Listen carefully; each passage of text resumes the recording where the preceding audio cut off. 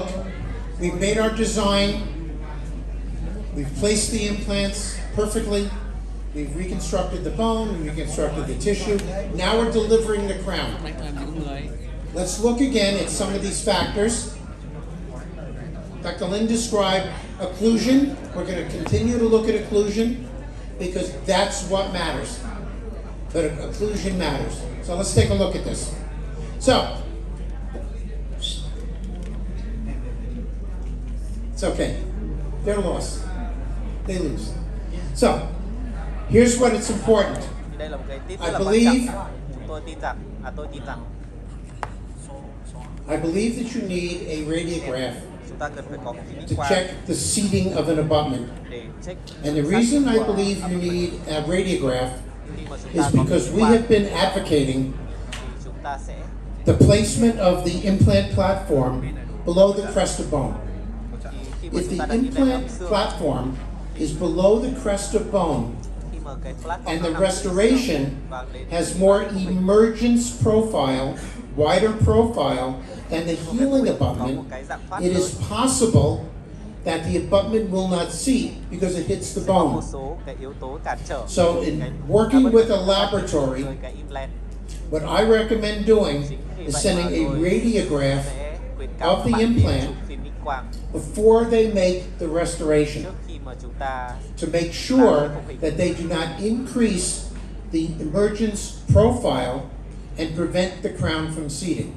It's very common and likely that if you have already seated, thank you.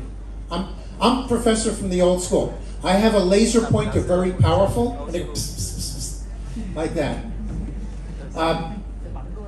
Yeah, I don't fool around. I'm from Brooklyn, if you know what that means. Anyway, it's extremely important to not have a problem with seating, and you cannot count on seating an abutment by tightening the screw. That is the wrong thing to do, and it's very common. Most people who've delivered implant restorations have had a problem with soft tissue, where you go to place the restoration and the tissue turns white and the patient says, ouch, because it hurts, because the emergence profile is greater. Let's talk about how we're going to minimize that, but verify it. And I'm going to assume that you're able to seat the restoration. Now, this bone right here and this bone right here are critical because bone sets the tone. And if you don't have bone, you don't have tissue. If you want a papilla, you must have the right architecture and the right substructure. It takes a foundation and a building to have a beautiful house. And in order to get a papilla, we need that bone. So we're sure about our design, we've picked the diameter correctly, so we don't have a problem with it being too close to the adjacent tooth. But make sure that everything seats. And it should go with finger pressure, not having the patient bite down. Never, ever, ever, ever do that. And we want to look at this and make sure we preserve it. So, you saw this before, we talked about this, you heard this term yesterday, someone called it a screw mentable, screw retained. This is what I consider to be the easiest restoration that I would ever do in my office. And as many big cases as I have done, full arch, sophisticated cases, this is the most common restoration. And for most dentists in the world, individual restorations on natural teeth and individual implant restorations are the foundation of their practice. And if you can do them successfully and do them without stress, your patients will love you. And that is the key to success, is doing it the right way. So we're going to always seek to do this. And we've talked about this, I talked about it a few minutes earlier. We delivered this restoration. Now we have to close the opening. This is screw retained restoration. How do we close the opening? Well, in the old days, meaning a couple of years ago, we used to say, okay, for the first week, close it with something temporary.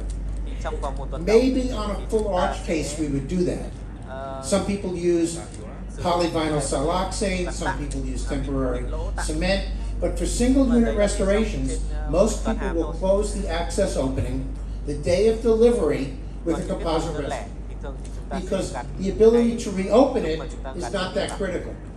Right? You can see where it is. Now, should you pick a restoration which matches perfectly with the crown?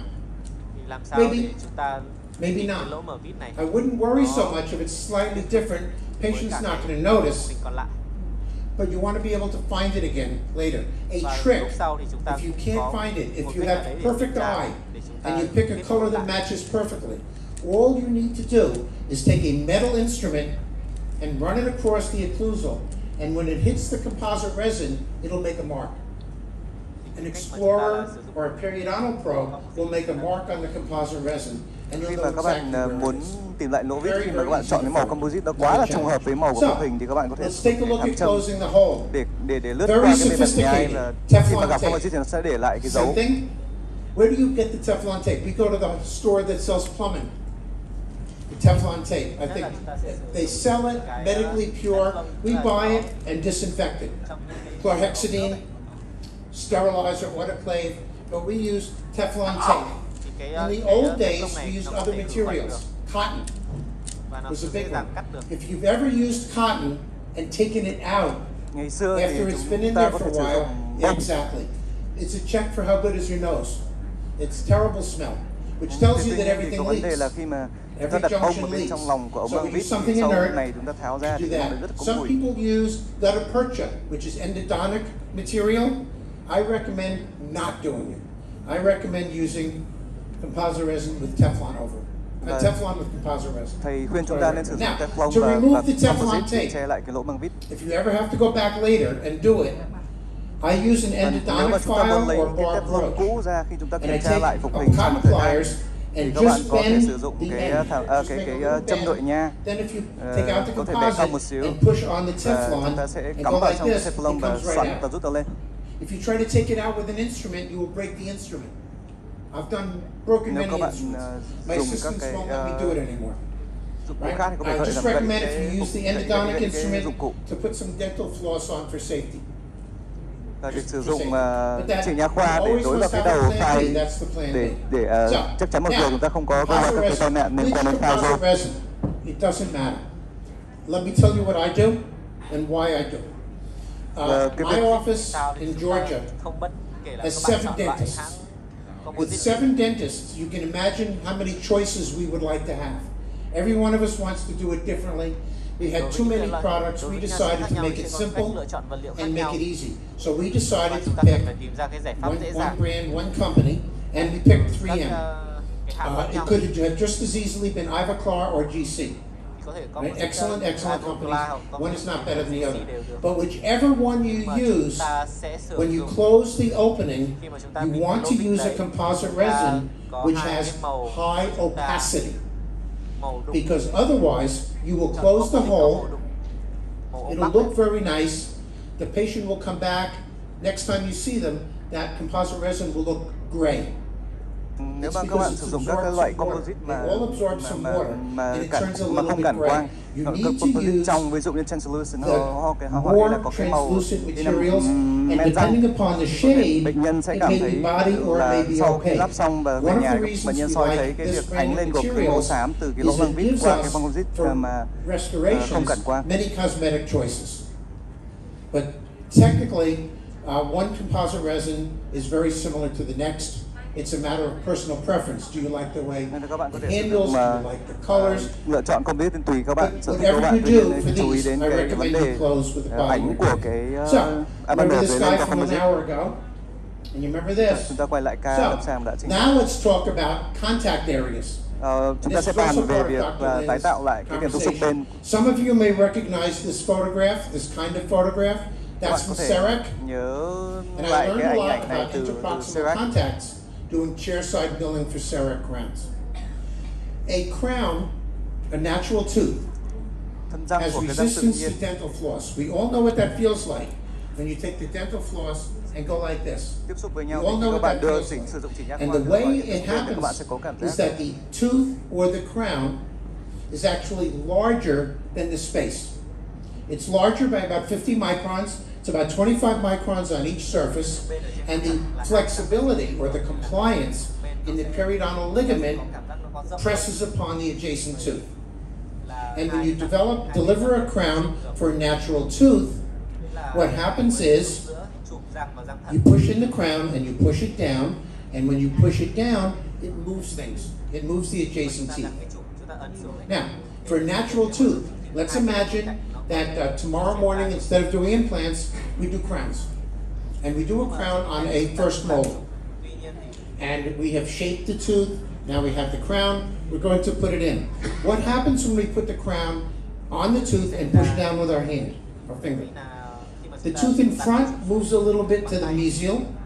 The tooth in the back moves a little bit to the distal. And the tooth that you're working on moves a little bit to become centered in the crown. Because the position is always slightly different than the one it was in when you took the impression. Or the inaccuracy in the system, whether it's a scan or an impression, there's a little bit of inconsistency. But if there's the right amount of oversize and your temporary crown on the natural tooth hasn't allowed the adjacent teeth to move, things go down nicely and everyone smiles. If it doesn't go down, you have to adjust it. How much do you have to adjust it on a natural tooth? It depends. But typically on a natural tooth, if it doesn't go down, if it's tight, you adjust one side a little bit and it typically goes down because it centers. On an implant, it won't do that. When you deliver a crown on an implant first molar, the tooth in front will move a little, the tooth in back will move a little bit, but what about the implant? Better not move. Chúng ta sẽ vẫn có cái chuyển động của các răng lân cận So you have to adjust individually, gradually, both sides. Nên là các cái When you răng lân become cận sẽ bị đẩy. accustomed to this, and you become accustomed to polishing, as I mentioned earlier, the adjacent teeth, this will become easier to deal with. We have started to do this. We did it on every restoration, whether it's an implant or a natural tooth. We would go ahead and polish the adjacent tooth. It makes the dental floss easier. It gives you a parking space for the implant or the crown restoration, and it makes life a lot easier. Also, the dental floss goes easier. You don't break the dental floss. It doesn't make a noise when you pull it through. It just doesn't. It works a whole lot better. Now, what is the most difficult thing for me to do? 3 implant individual crowns next to each other. I don't know anybody who loves doing that, because getting the interproximal contacts is a real challenge. It looks something like this, right? Everybody trying to fit in one space. Now, is traffic a problem here? Is traffic a problem? I don't know. Right? I think this was taken, I didn't take this picture, I know someone else did, but that's a traffic jam. And you want to watch out for that. This is very common when doing implant restorations. And my suggestion, if you have 3 implant restorations to do, is do the middle one, then do one on one end, and then do the one on the other end. Don't try and do all 3 at the same time, because you'll go crazy to go back and forth. Start with one, get it to place, screw it down, then adjust another one, then adjust another one. And the reason I do the one in the middle first is it's not moving. All right, and see if that works for you. And by the way, the traffic is not just a problem here. I had pictures of Atlanta.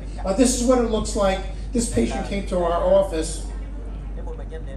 The patient came to the office and said that she was getting food stuck around that restoration. And we asked her how long she had the crown. She said about a month. And I said, did the other dentist have trouble? They said, yes, they put it down and the bite was high. Well, that crown is not seated. That crown is not seated anymore. And that's because of the tight interproximal contacts. So, how do you identify where it's rubbing? How do you mark the interproximal surface? We'll get to articulating paper in a minute, but how do you mark the interproximal? I use a powder spray. I use a powder spray. I don't know if you have access to it. If you don't have access to a powder spray, you can rub this with some articulating paper and see where it rubs the adjacent tooth. But you have to identify where it's rubbing and then make the adjustment. You will see this on several slides. Steam gun. Okay? Like the one you use to get the clothes nice, you steam your clothes or clean the floor. You must clean implant restorations. You must clean natural tooth restorations before you put them in the mouth. When I talked earlier about the attachment of fibroblasts to titanium and to zirconia, what I didn't say was fibroblasts will attach to surgically clean zirconia and surgically clean titanium. When you open a package in the treatment room, when you're doing surgery, and you open the envelope and drop the implant, that implant is surgically clean. What happens if you contaminate the implant before it goes in the patient's mouth? You don't use it. If you drop it, if the patient kisses it, if it gets, you can't use it because it will not bond, it will not integrate. The same thing happens. We will get fibroblasts attaching on surgically clean. And the only way to get it surgically clean is clean it and then something like steam. Alcohol will not do it. Water will not do it. It must be high temperature. Now you're not going to put it in an oven like the laboratory. That is more than adequate to do it. And if you do this, you will be amazed at how much tissue you can maintain. There are people who talk about this, about permanent maintenance of tissue, and it all depends upon surgical cleanliness at the time it's delivered. I mentioned these yesterday for zirconia or Emax. You do your adjustments typically with a diamond burr, and then you polish them. Try to use the correct ones. Otherwise, you'll find that if you use the wrong abrasives, it'll polish, but the abrasive won't last long enough. If you have polishing points that are designed for porcelain fused to metal, and you try to polish zirconia, the rubber will just explode. It just falls apart. And they're very expensive. So I would just use the correct ones. Now, here's the seam gun. Here's the reference for this. You may know some of these people, Dr. Lin. Well, we all know the literature. We all know the authors on this. These are serious people. Dave Cochran and Hans-Peter Weber and Danny Boozer. Everybody who knows implant dentistry knows these names. This article, they talked about smooth and rough titanium. And what they found was tissue adherence, fibroblast adhesion on titanium, whether it was smooth or rough, varied slightly, but in all cases, it had to be surgically cleaned. This is confirmed on restorative materials by Dennis Fassbinder at University of Michigan, and it's very simple. That takes 10 seconds, 20 seconds at the most to clean it. But if you do this, you will be astonished at what happens. You have to do it. It doesn't take long. So, what are we going to look at now? We're going to look a little bit at how we check and how we mark occlusion and where we go from there. And remember, teeth and implants are different. The essential difference is the periodontal ligament. And we're going to look at the effect on the screw and how to maximize the success and longevity of the restorations. You all know that boat? That is the Titanic. All the engineers thought it was perfect, and anything that's guaranteed to last forever does not. And so we want to make sure we understand what are the weak links in our restoration. With zirconia now, with high successful integration of titanium treated surfaces on our implants, the weak link is often the screw. And we want to take a look at the screws. Look at it very carefully because it's extremely, extremely important. Well, what is a screw? Right? The screw that we use in implant dentistry is not a screw. The implant is a screw. A screw works by going into a channel, right? An osteotomy, a pilot hole in wood, but a screw goes in by tightening it and the threads expand what's around it.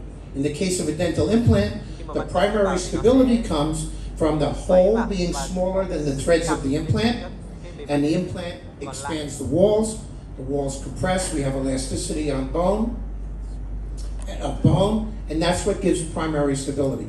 Someone asked a question about the blocks, and do they break? The answer is, of course they break sometimes. If they're thin, they're brittle. They have no elastic component.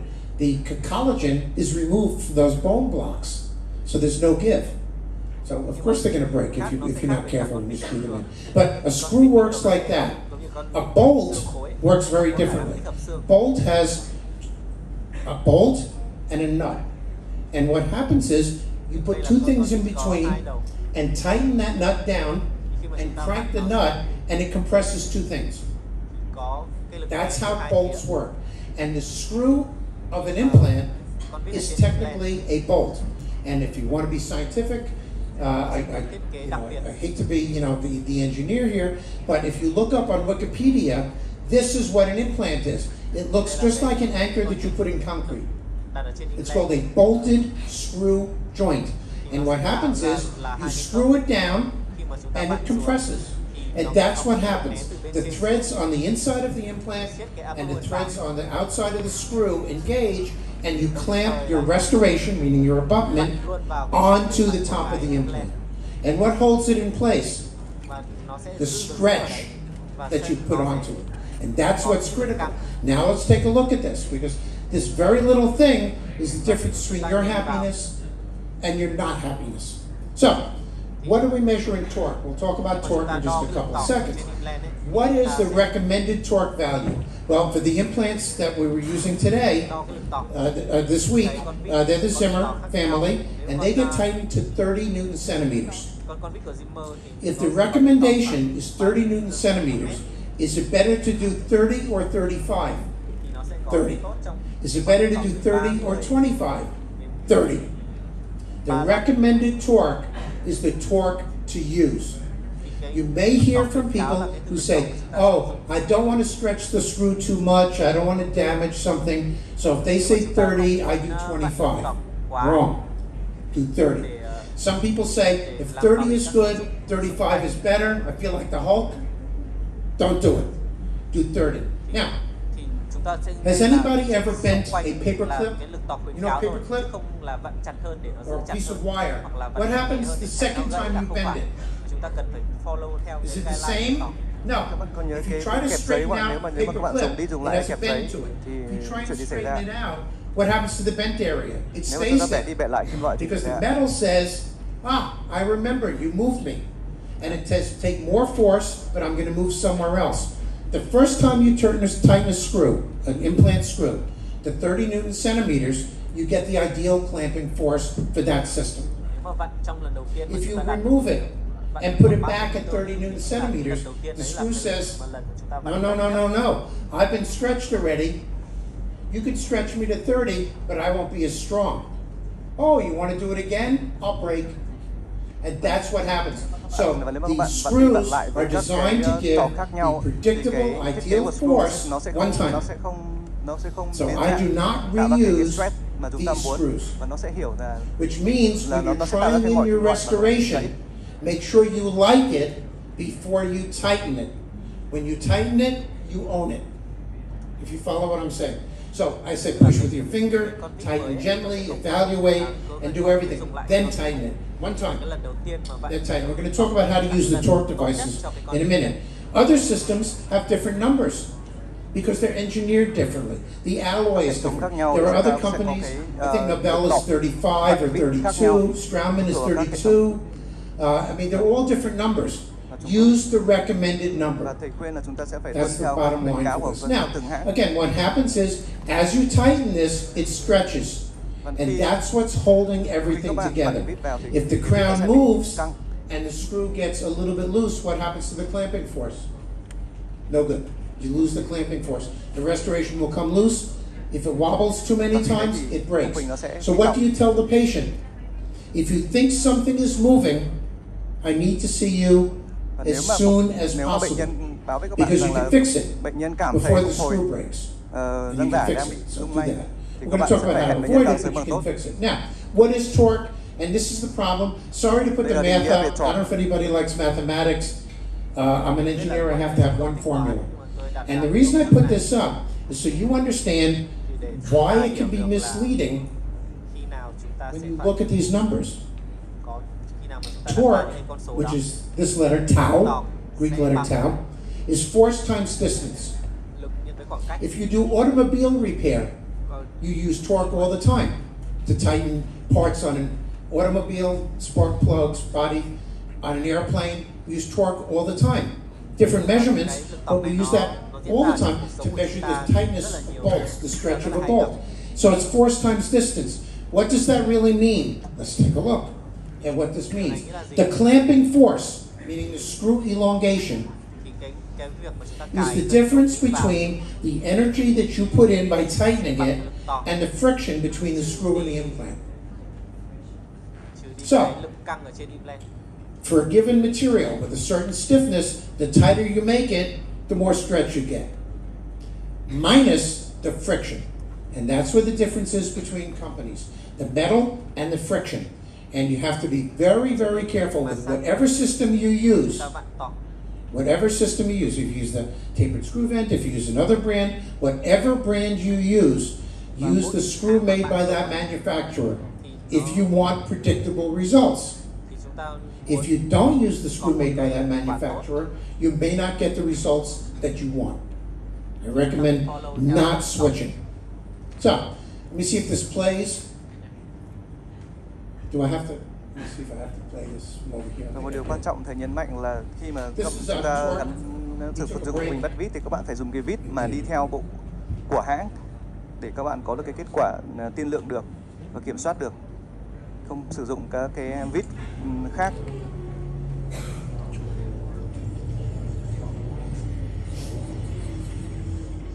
This is F1. No, F3. F1, không phải F2, F3.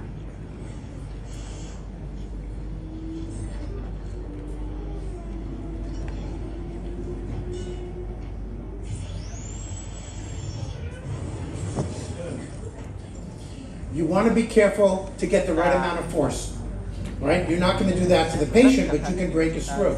Let's look at the torque devices.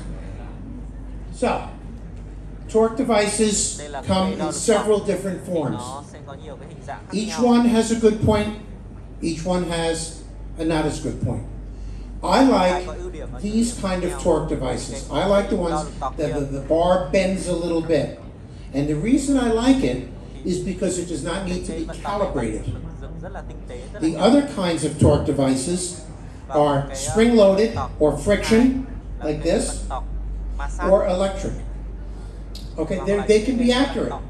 They absolutely can be accurate, but they sometimes need to be calibrated. This torque device lasts until you lose it, and it's as consistent as it comes. Do you have access to these? Okay, I have an experiment for those of you who are doing this. Try this the next time you do it. It doesn't matter what brand of implant. What I want you to use is that wrench and go slowly. Do it. When you start to feel resistance, take one finger and push. And what you will feel, if you're gradual and delicate with it, you will actually feel it go like this. At the very last little bit. For example, if it's a screw that needs to go to 30 Newton centimeters, at 25 Newton centimeters, it'll start to get tight, but then when you get 27, 28, 29, it's going to go like that, and you'll feel the friction of the screw on the inside of the implant.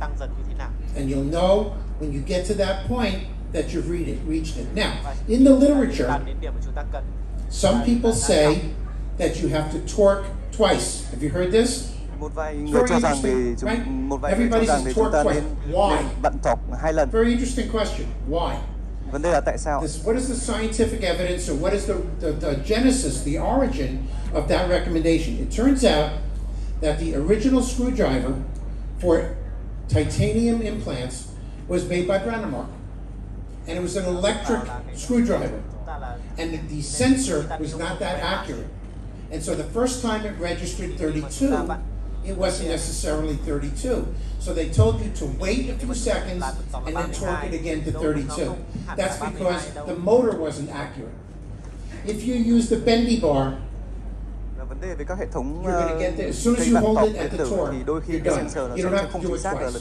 ở lần đầu tiên. You do not have to do Thế it nên là người ta twice. khuyên là The sau same khi thing with this friction. vặn torque lần đầu Unless tiên it's bạn way chờ out vài of giây, calibration, sau đó thì you thử crank lại it once, you're để đạt done. được con số mong muốn. You don't have to Đối do với it các two cái times. torque And some mà people, if tương two đối is là good, six cơ is học better. như thầy thích dùng thì các Right, bạn that's a typical có thể dentist. If two is đạt good, được cái độ six torque is mong muốn better. ngay từ So khi you don't vặn have lần to đầu do tiên. it. So Which one is best? Whichever you use accurately. It doesn't matter. As long as you understand what công cụ you're nào là phụ doing. thuộc các bạn và các bạn vận hành nó một cách chính xác và biết được ưu nhược điểm của I prefer từng the loại. other just because I'm accustomed to using it. So, now let's look at occlusion. Take a look at how we're going to deliver the restoration. Và chúng ta lại quay lại We vấn đề can về all góc cạnh agree khi chúng ta lắp phục that hình. implants are not the same as natural teeth. chúng In ta đều fact, biết Lynn là talked about biting force. implant thì This, I khác, don't know if you've cái seen this cách lắp article. implant nó Anyone has hiện tại ever lực seen nó it? khác với răng thật. That's one of the neurobiology journals, and they did a very interesting study. What they did was get volunteers, and the volunteers were medical students, because medical students always want to cooperate, right? So as medical students were the volunteers, and what the engineers did was they made what's called a screen, it's a biting sensor, and they had them bite on the sensor, and they measured how hard. They said, bite as hard as you can, or with natural teeth, or smaller. Bite as hard as you can. Yêu cầu các They ứng measured viên the cắn force, chặt and for hết sức every có thể lên một person, they cái said, cảm biến. that is your biting force. Then they took anesthesia, and they numbed one tooth. Và sau đấy thì người ta đã tiếp tục thực hiện tiếp theo là người ta gây tê cái răng đó và đo lại cái lực cắn. Numb tooth anesthesia, regular, same as natural, because it's like having the natural tooth senses the biting force through the periodontal ligament. Then they went ahead and did anesthesia on the other tooth. So now we have two teeth with anesthesia. What a surprise! The biting force, 150%. Based on went up by 50% because no proprioception. So, what does that mean for our implant? The opposing arch always does the biting force. What is the worst? Implant against implant. Be very, very careful because the patient can crush rocks with implant versus implant. So for full arch, absolutely night guard at night. Và nếu mà có hai cái răng implant đối diện nhau This is the conclusions from the paper. Obviously, the forces are worse in the posterior than the anterior. It's the periodontal ligament that does it. And when you give a patient anesthesia, you have to tell them to be careful because they're going to bite as hard as they want. Not surprising. Absolutely not surprising. We want to take that into account. Now, we know where we want the occlusion to be. We're going to go through it a little bit more, but we know we don't want it to be lateral force. We know we want it to be towards the center of the tooth, towards the center of the implant. We know where we want it to be. How do we mark this so that we can evaluate and adjust as necessary? We need to consider two things. Number one is, how do we have the patient react? How do we have them move? How hard do we have them close? The second thing is, how do we identify the areas of contact? Let's look at both of these. Has anybody seen this illustration before? This is a Possel's envelope of motion. And this is a lateral view. If we took a marker on the teeth and had the patient go into protrusive and lateral and do whatever, the area that I want you to look at is this area right here, the center part of the curve right here. That is the opening and closing during the normal opening cycle. And if you're still awake, some of you are, some of you aren't. I can see who's not wide awake now. Do me a favor. Everybody, I don't know if the translation is working. Wet your lips now and open and close. Các bạn có thể thử ngà hấp miệng một cách bình thường. Feel how you draw closes? That's your habitual arc of closure, right? And that is related to many things. It is related to posture. It is related to your caffeine. It is related to alcohol. It is related to tiredness. It is related to everything. You have a habitual arc of closure. You have learned to close your teeth together from the rest position or wide open to centric occlusion without hitting interferences. We all have interferences. Now, those of you who did that the first time, let's do it again. But this time, what I want you to do is put your chin up to the ceiling like this. And close slowly, open and close. Do that. You feel a difference? Teeth closing, of course they are. That is the muscles, the infrahyoid muscles are pulling your condyles back, pulling your mandible back. And you're getting in a more retruded position, like that. We need to check both for the patient. All right, so that is how they close. Then we're going to get to how hard, then we're going to get to how to mark it. Right, so that's step number one. Now, let's get through this. We're going to get a good identification of doing it. Posture. So this is what we do now for all restorations in our practice, whether it's implant or natural tooth. We check the occlusion with the patient sitting up and then looking up, just like we just did, for that reason. And when we started doing it this way, the number of complaints that we had from patients went to almost zero. Right? What you cannot control is if the patient has been open for a long time. Say you're doing restorations or a crown preparation, and the patient is open for 20 minutes or something like that, they need time to recover because the condyles come down. But for the normal things, this is what we check. Now, how hard do they bite? We talked about this, it's very important, and Dr. Lin talked about this. What is the vertical movement of a natural tooth compared to the vertical movement of an implant? If you bite hard, just bite hard, your natural teeth are compressing a little bit, and then your brain says, stop. What about the implant? Not so much. So when we're checking a dentition or teeth for a patient who have an implant, how hard do they have to bite? Hard as they can. To compress the natural teeth so that we can evaluate the contacts on the implant, which doesn't move. Otherwise, what will happen is you will check the occlusion and you will think everything is fine, and the patient will go, it doesn't feel right. And you mark it again, and you say, you'll get used to it. And they don't, because the implant does not move. Now for natural teeth, you will feel a difference, the patient will feel a difference if you put in a crown that is much less resilient that I mentioned yesterday. So if you have a temporary crown, usually made of plastic, resin, and you deliver a zirconia crown, they're going to feel the hardness. That will get better. But the implant, you have to adjust. So we're going to have them bite a little bit harder. Now, how do we mark the spots? We all use articulating paper. Do you have, this paper is red on one side, black on the other. Do you have that kind of paper here? Or do you have this one? Okay, it does not come with instructions. They probably have never told you why one side is black and one side is red. Try this. Try this. Now, have the patient close. Put, say today, what is today? Thursday. Black side down. Okay, open, close. Open, close. Up, close. Open the mouth. What do we see on the bottom? Black everywhere, right? Black everywhere. Have them close on the film.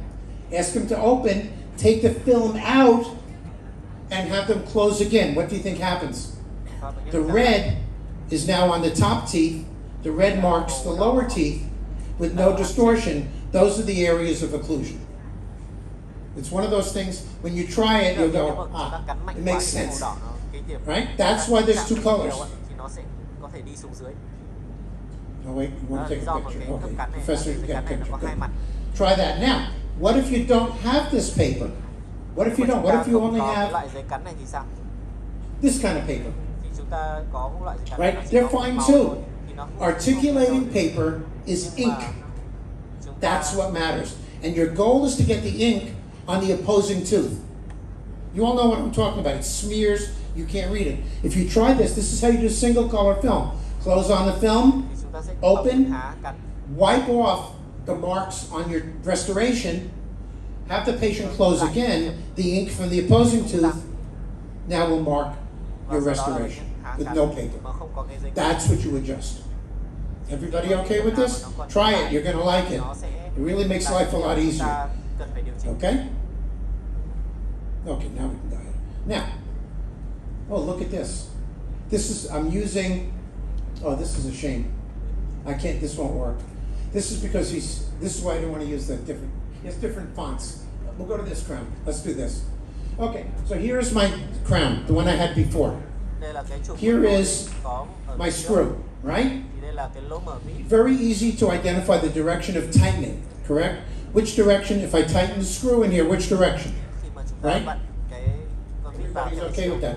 So, what direction should be the occlusal contacts be forcing the tooth? Should it be in this direction or the other direction? should always be in the tightening direction. Now that you can identify these spots very critically, this is what we're looking for. If the patient bites and the contact area is on this inclined plane, remember contacts are on inclined planes, they're not flat. It's inclined against inclined. If the direction is in the tightening direction, you'll never have a problem. And you can't do this unless you can accurately mark the contact points. So you want them as close to the center as you can, and you want them in the tightening direction. Well, what if they're in the loosening direction? Get rid of them, eliminate them. Do not memorize this picture. Just memorize the concept. You don't have to remember which tooth. Always look which is the direction of tightening and have your contacts push the tooth in that direction.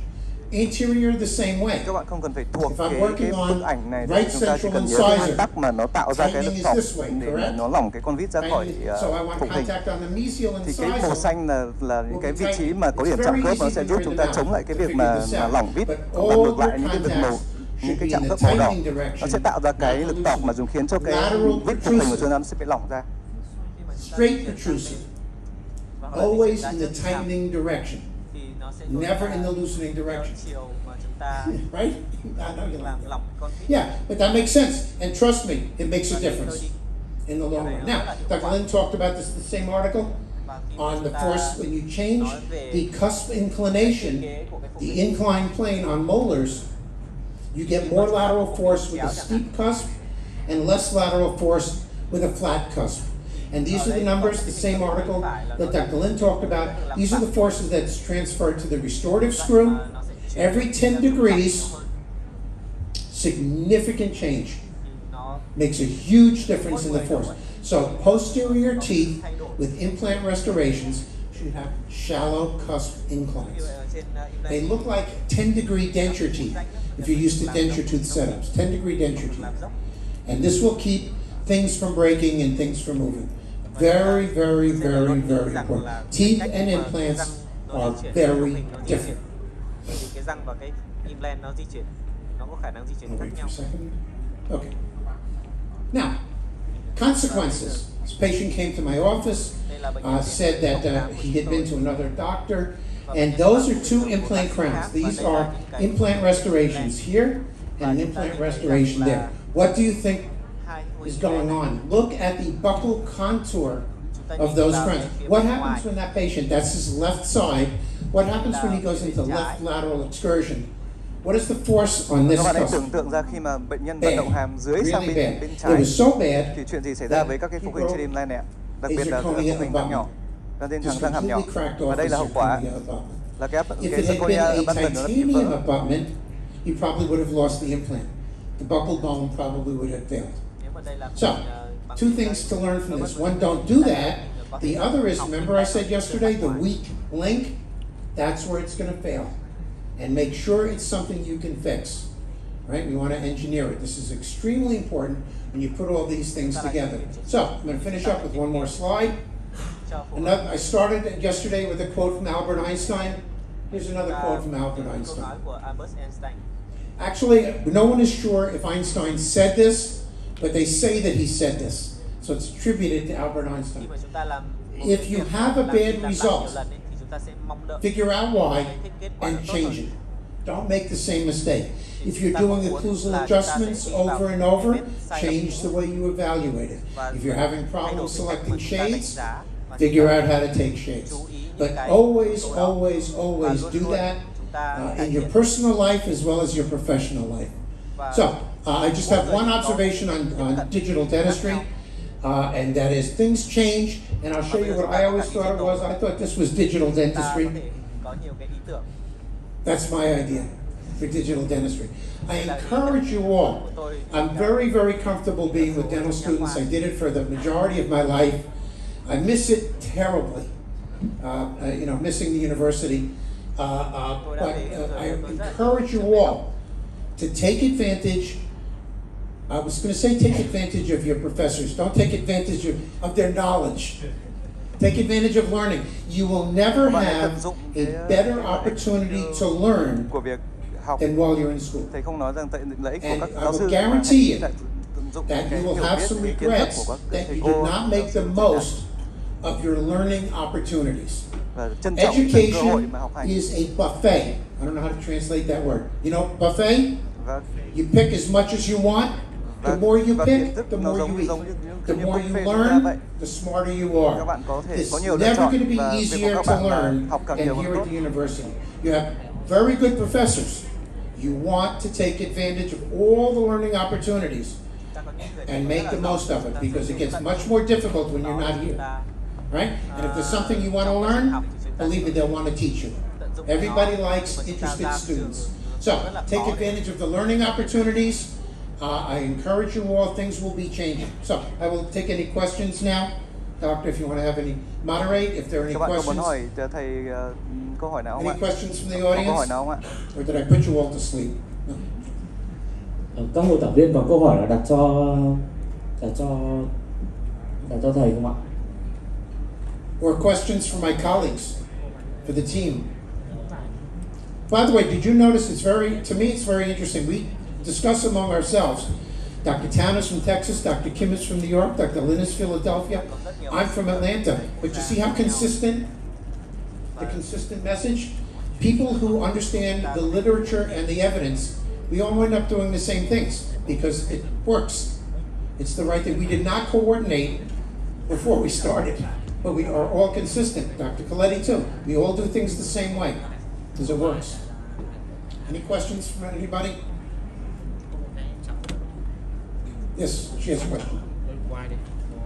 Is that a question or surrender? Why? No, she's waving goodbye. No question? That's not a question. We made her embarrassed. Sorry. Dr. Coletti? Oh, question, yes, Doctor. Hello, teacher. Thank you so much for your presentation, and I have a question for you. Instead of using a composite to cover the screw, can I use the other materials like DNC? Can you use other materials to cover the screw? Absolutely. Yes. You use your personal preference as long as it is secure and doesn't allow leakage. You can use other materials, sure. Thank you so much. Just one advice on composite. When you use composite, do not put bonding agent down into the Teflon, because if you get bonding agent into the Teflon, you may never get it out. Sometimes it gets around the screw as well, so no bonding agent.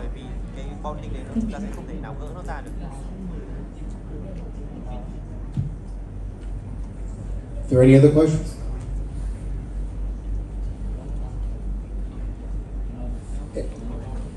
Anything else? Sorry.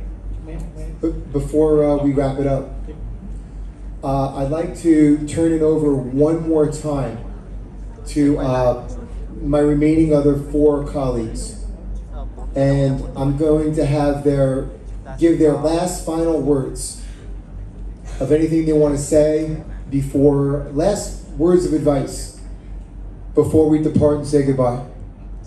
So, yeah, one sec. Well, I'm going to pass the mic around. This whole 2-day symposium has been really enjoyable with everybody, and I've been very impressed with the questions that you've provided to us, and I hope that the information that we presented today and yesterday have hopefully created more interest and generate more questions and encourage you to keep learning more and more as we are continuing to learn more and more in better ways to provide dentistry to our patients and to take care of them the best way that we can. And one of the best ways to do that is to, before you plan any surgical treatment for the patient with implants, is to consider where is the tooth going to be. and to plan everything based on prosthetically driven treatment planning, just like Dr. Kim and Dr. Lin and Dr. Ed have been talking about, to help make the most successful treatment. Thank you. Yes, it's been a real pleasure and an honor to be here with you. If I could say one thing, it would be keep